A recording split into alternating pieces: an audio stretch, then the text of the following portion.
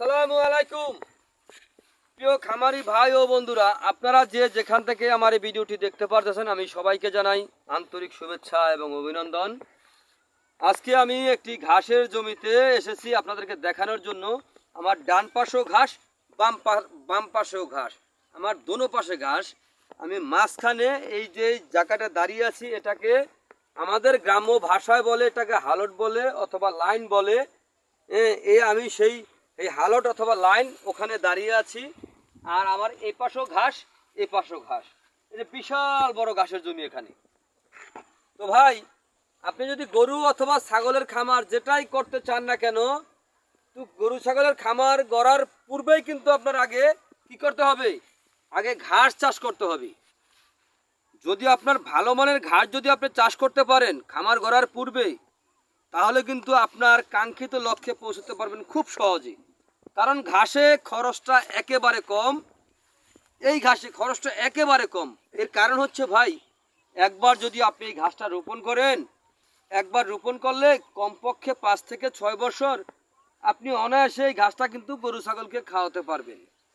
এই ঘাসটা গরু ছাগলকে খাওয়াতে কোনো প্রকার মেশিনের প্রয়োজন হয় না। গোড়া থেকে কেটে দিলে সম্পূর্ণরূপে এই ঘাসটা কিন্তু খেয়ে থাকে। এই যে আমি যেই ঘাসটার জমিটা দেখাচ্ছি, এই যে এই পাশে, এখানে কিন্তু পানি আটকিয়ে থাকে, বর্ষার সময় কিন্তু পানিটা আটকিয়ে থাকে।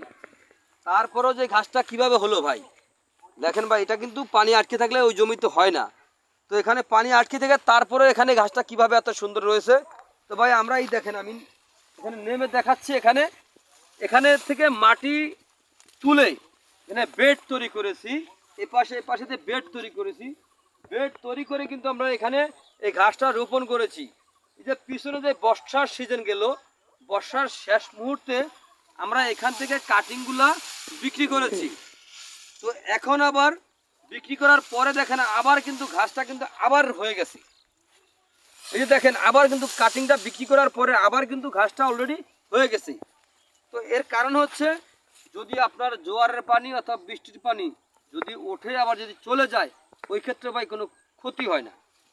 আর এখানে পানিটা আটকিয়ে থাকে, এই কারণে হালকা একটু উঁচু করেছি, যাতে গোড়াটা যেন আপনার একটু নিচে থাকে। যদিও আপনার বৃষ্টিতে পানি হয়, আবার আস্তে আস্তে আস্তে আস্তে নিচে চলে যায়, এই কারণে কোনো অসুবিধা হয় না।